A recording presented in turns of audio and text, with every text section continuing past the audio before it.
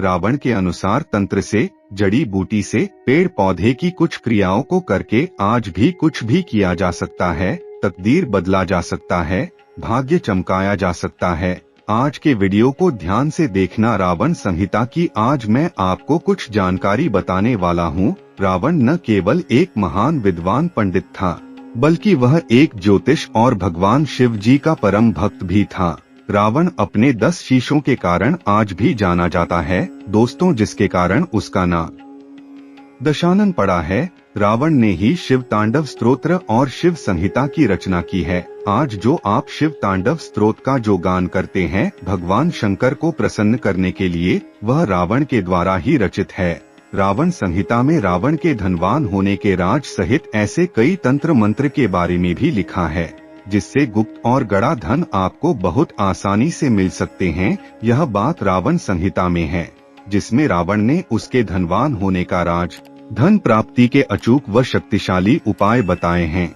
असुर के सम्राट होने के बावजूद भी रावण एक महाज्ञानी पंडित, शास्त्रों में पारंगत था। दुनिया में ऐसा कोई भी व्यक्ति नहीं जो कि रावण को ज्ञान में परास्त कर दे। माना जाता है कि जो जितने भी सौरमंडल की संपूर्ण ग्रह है, ये रावण के इशारों पर चलते थे। कोई भी ग्रह रावण के विरुद्ध कार्य नहीं कर सकता था। तो आप समझ सकते हैं कि रावण कितना बड़ा ज्ञानी था, कितना शक्तिशाली था। यहाँ तक कि मेघनाद के जन्म के पूर्व जब वह अपनी माता मंदोदरी के गर्भ में था, तब रावण ने उसे अमर बनाने के लिए सभी नक्षत्रों को एक स्थिति में ला दिया था। तो इस दौरान सभी ग्रहों ने रावण के निर्देश अनुसार ही कार्य किया, लेकिन केवल शनि ने अपना स्थान परिवर्तन कर दिया, जिसके चलते मेघनाद को अमर बनाने का जो सपना था रावण का, वह पूरा नहीं हो सका। और इसी कारण मेघनाद यशस्वी पराक्रमी योद्धा होने के बावजूद भी अमर नहीं हो सका। भले ही महापंडित रावण को रामायण का नकारात्मक पात्र माना जाता हो, लेकिन माता सीता का हरण रावण ने अपनी जिंदगी की सबसे बड़ी भूल करने के कारण की थी। और यह भी कहा जाता है कि रावण जानता था कि जो प्रभु रामचंद्र जी है वह भगवान विष्णु जी के अवतार हैं। यदि उनके हाथ से उनकी मृत्यु हो तो निश्चित ही उन्हें बैकुंठ की प्राप्ति होगी।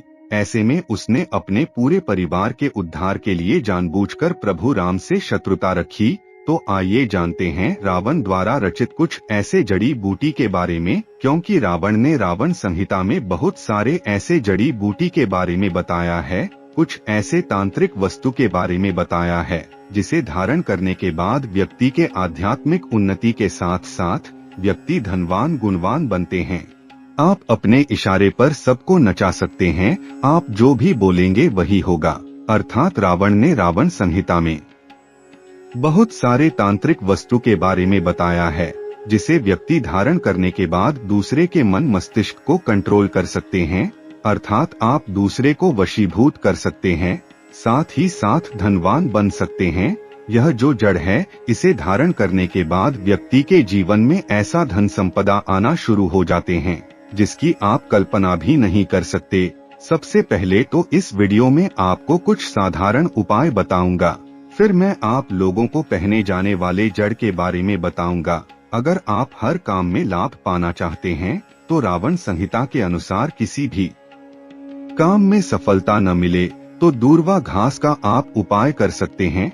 सफेद दूर्वा आपको लेना है और उसमें कपिला गाय यानी कि सफेद गाय के दूध के साथ आपको उसे पीस लेना है। इसके बाद इसका तिलक आपको लगाना है। कहीं भी आपको जाना है तो देखना आपको उस कार्य में सफलता बिल्कुल ही मिलती है। ये वशीकरण का काम करता है। आगे बढ़ने से पहले आप सभी दर्शकों से छोटा सा निवेदन करेंगे, अगर आपने अभी चैनल की सब्सक्राइब नहीं किया है तो जल्दी से सब्सक्राइब कर ले। कमेंट में जय श्री राम जरूर लिखें। दोस्तों, अगर आपको व्यापार में नुकसान हो रही है या फिर आपको धन धान्य की कमी हो तो कुबेर मंत्र का जाप जरूर करना चाहिए। जातक को सच्चे मन और पूरी श्रद्धा के साथ में कुबेर मंत्र का जाप करना चाहिए। यह मंत्र का को कम से कम 108 बार जाप जरूर करना चाहिए। ओम यक्षाय कुबेराय वैश्रवाणाय धनधान्याधिपतये धनधान्य समृद्धि में देहि दापय स्वाहा।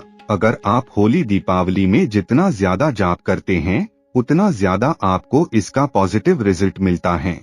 आपके घर में 3 महीने के भीतर में इतना ज्यादा धन संपदा आ जाती है जिसकी आप कल्पना नहीं कर सकते। रावण संहिता के अनुसार इस मंत्र को 3 माह तक प्रतिदिन 108 बार जाप किया जाए तो बिल्कुल ही ऐसे व्यक्ति के घर में कुबेर जी महाराज माता लक्ष्मी दौड़ी चली आती है। लेकिन यह मंत्र जाप करते हैं तो आपको अपने हाथ में या पूजा स्थान पर एक कौड़ी रख कर के ही पूजा करना चाहिए, मंत्र जपना चाहिए। जब 3 माह पूरे हो जाए तो जो कौड़ी है उसे उठाकर जहां पर आप पैसा रखते हैं वहां पर रख देना चाहिए। मान्यता है कि ऐसा करने से जीवन में कभी भी धन धान्य की कमी नहीं होती है। ऐसा मैं नहीं बोल रहा हूँ बल्कि रावण संहिता में लिखित है। चलिए अब जानते हैं कि रावण संहिता के अनुसार कौन सी जड़ को धारण करने के बाद हम अपनी तकदीर को बदल सकते हैं, अपने बुरे समय को समाप्त कर सकते हैं, अपने भाग्य को चमका सकते हैं। पहला है काला धतूरा। रावण संहिता के अनुसार रावण बहुत बड़ा तांत्रिक था। जितने भी समाज में व्यक्ति की अनहोनी होती है, दुर्घटना होती है, मान सम्मान की हानि होती है, जीवन में तरक्की नहीं मिलती, व्यक्ति बहुत ही परेशान हो जाता है। यह सब किसके कारण होता है? शनि के कारण। ऐसा माना जाता है जो काला धतूरा है इसके जड़ में भैरव बाबा का वास होता है, महाकाल का वास माना जाता था और साथ ही साथ भगवान शनिदेव का वास माना जाता है। जो व्यक्ति धनवान बनना चाहते हैं, मान सम्मान प्रतिष्ठा प्राप्त करना चाहते हैं, राजनीतिक क्षेत्र से जुड़े हैं और चाहते हैं कि सभी लोग उनके बात माने, ऐसे व्यक्ति को काला धतूरा की जड़ जरूर धारण करना चाहिए। कैसे धारण करना चाहिए, कब धारण करना चाहिए, कौन से दिन धारण करना चाहिए, सारी जानकारी आपको वीडियो में मिलेगी। इसके बाद रावण जी कहते हैं कि काला एरण की जड़ जिसे ढूंढना थोड़ा सा दुर्लभ है। ऐसा माना जाता है जो एरण है वह माता पार्वती का ही स्वरूप कहे गए हैं। जो भी व्यक्ति काला एरण धारण करते हैं तो ऐसे व्यक्ति को माता आदि शक्ति की कृपा प्राप्त होती है। ऐसे व्यक्ति के शरीर में सम्मोहन की सिद्धियां बढ़ जाती है। डरपोक व्यक्ति भी अगर काला एरण की जड़ धारण करें तो ऐसे व्यक्ति साहसी बन जाते हैं। ऐसे व्यक्ति पर मां लक्ष्मी की कृपा होने लग जाती है क्योंकि यह इसका स्वाभाविक गुण है। जहां पर शक्ति वहां पर लक्ष्मी स्वतः खींची चली आती है। इसके बाद आता है काला हल्दी। मार्केट में सबसे ज्यादा बिकने वाला तांत्रिक चीजों में काला हल्दी की गणना आती है। काला हल्दी को साक्षात माता काली का स्वरूप कहा गया है। जो काला हल्दी होता है, अगर आपको ओरिजिनल काला हल्दी मिल जाए तो ऐसा माना जाता है चलते ट्रेन को भी व्यक्ति रोक सकता है। काला हल्दी मिल जाए तो बंद ताले को खोल सकते हैं। तो इसके द्वारा और भी अनेक प्रकार के तांत्रिक क्रिया किए जाते हैं, जैसे कि हमारे धर्म तथा तांत्रिक ग्रंथों में लिखे हैं। जैसे कि काला हल्दी से व्यक्ति नोटों की बारिश कर देते है। अब ऐसा होता है कि नहीं होता ये तो हमें मालूम नहीं, लेकिन किताबों में यह जानकारी आपको पढ़ने को मिल जाती है।